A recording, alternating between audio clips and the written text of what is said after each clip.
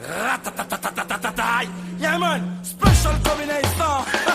Jocelyn Sheila, original tune. Yeah man, respect on time. Laissons parler les gens. Laisse parler les gens. Laissons parler les gens. Bienvenue sur le plateau de Laisser parler les gens. Nous sommes donc ici réunis à l'occasion d'une exposition exceptionnelle consacrée à la bande dessinée congolaise à l'initiative de la commune de Saint-Josse. Cette exposition organisée par Rafi Agekian, c'est un regard particulier qui est lancé, qui est jeté sur ces magnifiques dessins, ces planches qui sont l'œuvre de dessinateurs congolais qui nous ont fait donc l'honneur de pouvoir illustrer la vie au quotidien, des tranches de vie, des situations, mais également des états d'âme. Et pour en parler, eh bien, j'ai le grand privilège d'accueillir l'organisateur de cette exposition, Rafi Agekian, qui est également à l'origine de plusieurs expos dans le cadre de Yambi. Bonsoir Rafi Agekian. Bonsoir Henri. Comment ça va ? Très bien, très bien. Alors, il y a beaucoup de monde, et c'est tant mieux. Alors, peut-être pour ceux qui nous écoutent en ce moment, pourquoi avoir décidé d'organiser une expo sur la bande dessinée congolaise ? Très bonne question Henri. Ce qui est d'abord important à préciser, c'est que cette exposition, voilà, elle n'a pas vu le jour aujourd'hui. C'est un projet qui a commencé en 2005, donc on est déjà il y a presque 10 ans. Et c'est une trajectoire qui s'est mise dans le cadre du festival Yambi. Et donc dans le cadre du festival, on a produit et réalisé cette exposition Tala Tala, qui met en lumière la bande dessinée congolaise depuis les années 50 et qui met à l'honneur tous ces artistes dessinateurs qui ont contribué à ce patrimoine culturel important à le rappeler à tout le monde que ce patrimoine existe. Et en fait, ce qui s'est passé, c'est que la commune m'a contacté et m'a demandé pour voir si c'était possible de ressortir finalement cette expo des placards, parce qu'elle a tourné depuis Yambi pendant 3-4 ans, mais là ça faisait 2-3 ans qu'elle était dans mon placard, et ils m'ont contacté, et je suis très content aujourd'hui de pouvoir remettre à l'honneur ces dessinateurs congolais. Alors il faut préciser que tout ce qui est représenté ce soir ici est l'œuvre de dessinateurs congolais vivant au Congo, on est bien d'accord ? C'est bien ça. La majorité vivant au Congo, mais il y a aussi des dessinateurs de la diaspora congolaise. Diaspora en France et en Belgique. D'accord. Alors, on précise également que l'expo va s'étendre jusqu'au 28 novembre. Elle commence en réalité le 29, c'est-à-dire demain. Aujourd'hui, c'est bien évidemment le vernissage de lancement. Quelles sont tes attentes par rapport à cet événement ? Et au fond, le 28 novembre, qu'est-ce que tu vas te dire à l'issue de l'expo ? Tout d'abord, je me suis rendu compte en préparant cette exposition que la thématique et l'expo n'a pas perdu de sa valeur. Et je me suis rendu compte que finalement, les prochaines années, je dois peut-être quand même encore plus de nouveau me réinvestir dans ce projet pour à chaque fois défendre et soutenir les dessinateurs congolais. Et tu as parlé de la diaspora, peut-être important de mentionner quand même un nom important. Quand je dis Barli Barotti, on le connaît, il voyage, il circule entre Bruxelles et Kinshasa, mais je pense que pour l'instant, il est quand même basé en Belgique. Et c'est un des artistes, par exemple, qu'on met à l'honneur dans cette exposition. Donc ça, c'est important. Après, mes attentes, je crois que ce qui est surtout important, c'est qu'on est en Belgique. Il y a la tradition de la BD franco-belge. Et ce que je trouve important, c'est de faire découvrir aux Belges cette BD congolaise qui a ses particularités et qui nous permet aussi de voyager dans le temps, qui nous permet de voyager dans la culture, et finalement une expo qui permet de faire des ponts, de créer des ponts entre la Belgique et le Congo, d'une manière un peu ludique peut-être, mais finalement voilà, c'est un échange aussi interculturel. Et pour moi c'est important. Est-ce que tu as envisagé éventuellement d'en faire je dirais dans le futur une exposition itinérante, c'est-à-dire que d'autres provinces, d'autres régions pourraient en bénéficier. On pourrait imaginer à Anvers, à Hasselt, à Gand ou ailleurs par exemple. Mais en fait, il faut préciser que dans le cadre du festival Yambi, cette expo a déjà circulé. D'accord. Et donc, mais où je suis d'accord avec la question, c'est que finalement, je suis convaincu aujourd'hui que je dois refaire une deuxième tournée. Et donc, je suis très encouragé par la présence de tous ces gens et par votre présence aussi. Radio Mbote, merci d'être là d'abord. Et donc, j'espère qu'on peut continuer. Goedenavond, ik ben blij u te mogen ontvangen, meneer Raffi, de organisator van deze tentoonstelling. Meneer Raffi, goedenavond. Hoe is dit project begonnen en wat is de reden geweest? Henri, bedankt voor deze vraag in het Nederlands. Goed Nederlands. Dank u. Zoals ik al heb gezegd, dus deze tentoonstelling is tot stand gekomen in het kader van het festival Jambi in 2007. We hebben toen 2-3 jaar onderzoek gedaan en samen met heel veel mensen en vooral met de Congolese kunstenaars deze tentoonstelling opgebouwd. De tentoonstelling heeft ook de kans gehad om rond te reizen in België. Daarna hebben we de tentoonstelling een aantal jaren opgeborgen in mijn bureau. En de vraag kwam van de gemeente Sint-Joost om te zien of het mogelijk was deze tentoonstelling terug in het daglicht te brengen. Dus ik ben ook heel blij vandaag om deze tentoonstelling te kunnen openen. En ik hoop dat we in 2015, 16 en misschien 17 opnieuw op tournee kunnen gaan met deze tentoonstelling. En wat zijn je verwachtingen? Mijn verwachtingen dat een Belgisch publiek in contact kan komen met het Congolese stripverhaal. En doorheen het Congolese stripverhaal ook in contact te komen met Congo, met de realiteiten in Congo. Want uiteindelijk, Tala Tala, de titel van deze tentoonstelling in Lingala betekent spiegel, betekent bril. En waarom spiegel, waarom bril? Omdat uiteindelijk het stripverhaal in Congo ook een weerspiegeling is van de maatschappij. En bril, waarom? Omdat dat ook onze kijk is op die samenleving. Dank u, meneer Raffi, de organisator van tentoonstelling Congolese stripverhalen. Dank je, Henri. Dank je. Voilà, Radio Mbote, la voix de la diaspora africaine et bientôt néerlandophone, pourquoi pas. Nous allons donc poursuivre et nous aurons l'occasion durant toute cette soirée de pouvoir interviewer, aller à la rencontre des participants qui nous font l'honneur d'être présents ici à l'occasion de cette exposition exceptionnelle qui met à l'honneur les dessinateurs congolais qui illustrent avec leurs coups de crayon et de pinceau les tranches de vie, celle de la vie quinoise, congolaise en général, mais aussi en particulier. Nous aurons l'occasion de prendre la température avec tout ce qui est illustré ce soir ici.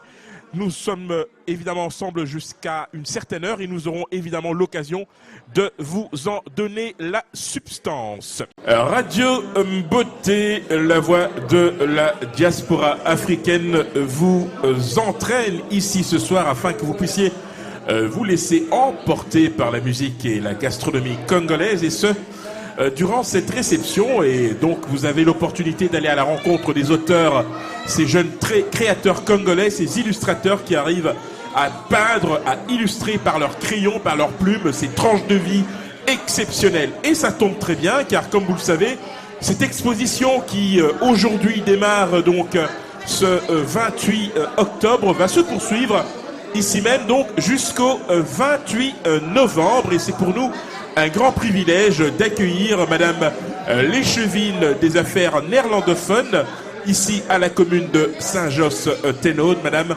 Béatrice Meulemans. Madame, bonsoir. Bonsoir. Alors, vous avez dans votre mot de circonstance rappelé votre attachement à la culture, bien évidemment, et ici même ce soir, cette occasion qui vous est offerte en tant que pouvoir organisateur aux côtés de l'ASBL Sens Unique, mais également de Raffi Aguekian, de pouvoir permettre à ceux qui ne connaissent pas le 9e art, c'est comme ça qu'on l'appelle ici, donc la bande dessinée congolaise, de venir à sa rencontre. Vous vous occupez donc des affaires néerlandophones, vous avez également, je dirais, un attrait pour la culture. Alors, quelles sont vos attentes d'abord par rapport à cette exposition? Mes attentes sont très grandes parce que, comme vous le savez, nous hébergeons un petit cœur secret toujours pour un BD. Nous avons eu de grands dessinateurs de BD et ça me fait plaisir de voir aussi les œuvres des grands dessinateurs congolais qui sont hélas trop méconnus ici en Belgique. Donc voilà. Alors, Bon, en ce qui concerne le Congo, j'ai un cœur spécial pour l'Afrique, étant moi-même de formation archéologue spécialisée en culture africaine. Donc, je me retrouve dans mon terrain de prédilection pour dire, et ça me fait plaisir de pouvoir aider une communauté à s'exprimer. La communauté congolaise s'est toujours tenue très fort à l'écart et je crois que c'est le moment vraiment pour elle de sortir de sa coquille, de se faire connaître, de faire connaître ses richesses. Goedenavond, ik ben blij u te mogen ontvaken de schepen van Nederlandstalig aan gelegenheden van Seniors Tenode, mevrouw Meulemans. Goedenavond. Goedenavond. Wat zijn je verwachtingen? Wel, mijn verwachtingen liggen heel hoog. Want de gemeente heeft niet zo lang geleden een cultuurraad opgericht voor Nederlandstalige cultuur, maar in de brede zin van het woord. Deze cultuurraad is heel divers samengesteld. De voorzitter komt van Afghanistan. De Congolese gemeenschap is ook vertegenwoordigd door een lid. En de verwachtingen zijn ook dat iedere cultuur die op Sint-Joost leeft zich kan doen kennen. En ja, de Congolees, ik zou bijna niet zeggen de Congolese cultuur, het zijn de Congolese culturen. Het land is zo rijk dat men dat niet mag verkleinen tot één cultuur. En ik heb grote verwachtingen en we gaan zeker nog andere zaken organiseren voor het bekendmaken van de Congolese culturen. Dank u mevrouw, dank u. Dank u. Zambia, oh. Na shawara tangonde ye, ulobai. Barba zambila zambigi na kwe, imba mana chikonde. Na shawara tangonde zambigi wa dunia ye.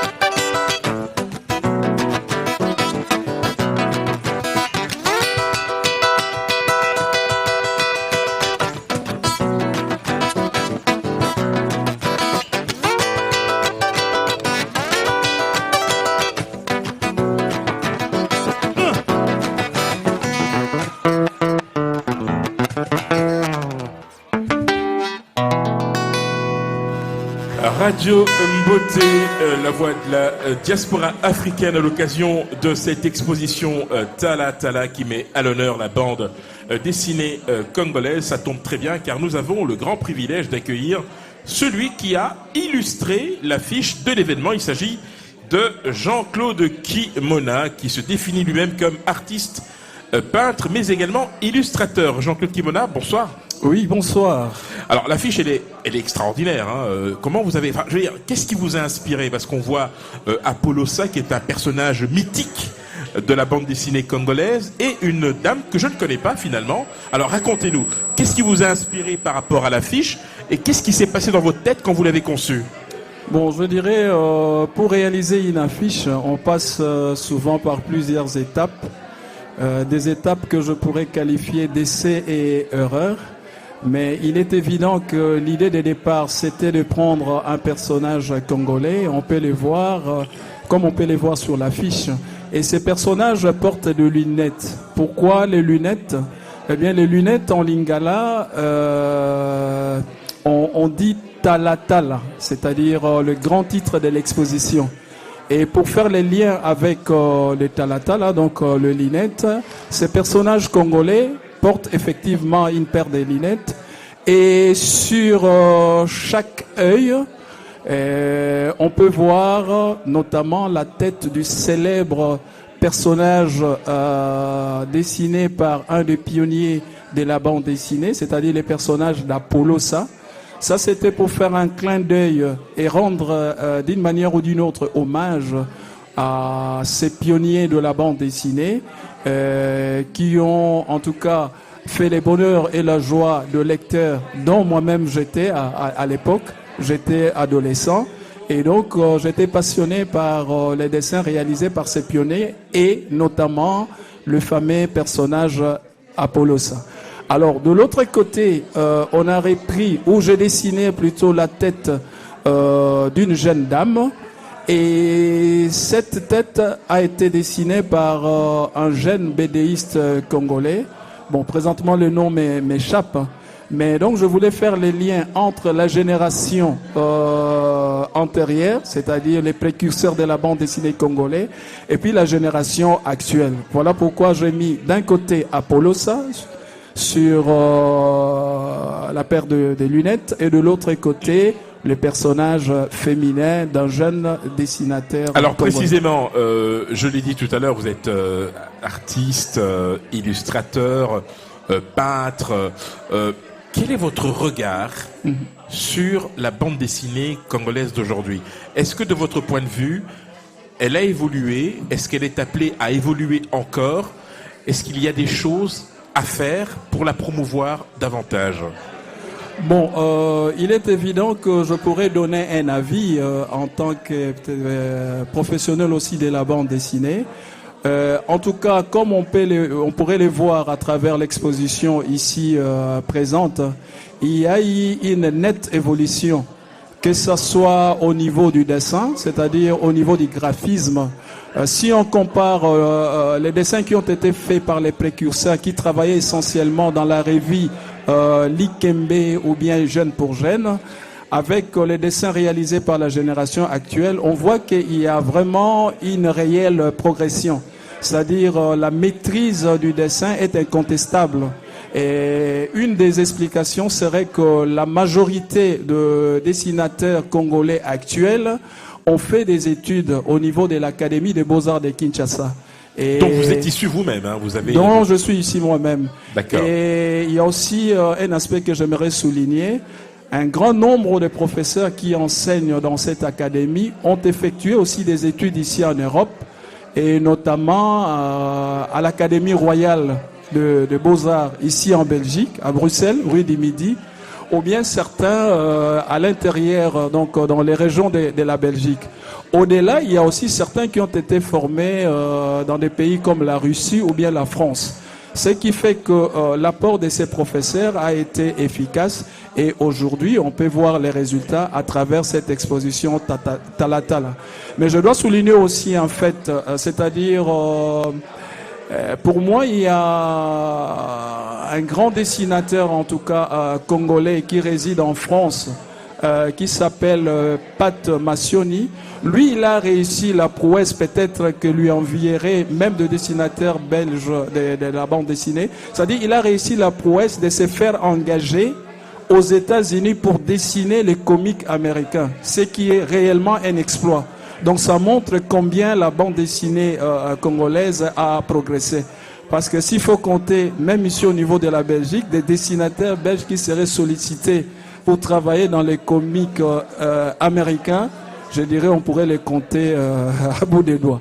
Voilà l'exploit. Merci infiniment Jean-Claude Kimona. Je rappelle que vous êtes artiste, illustrateur, mais également peintre. Merci pour ce témoignage. Et bien, Radio Mbote se fera évidemment un plaisir de promouvoir, comme il se doit, la bande dessinée congolaise. Nous en profitons pour évidemment vous encourager à venir nombreux entre le 29 octobre et le 28 novembre à l'occasion de cette exposition Tala Tala exceptionnelle qui met à l'honneur évidemment les auteurs de bandes dessinées congolais. À très bientôt. Yo! Ratatatatatatatata. Yeah man, special combination. Jocelyn Sheila, original tune. Yeah man, listen.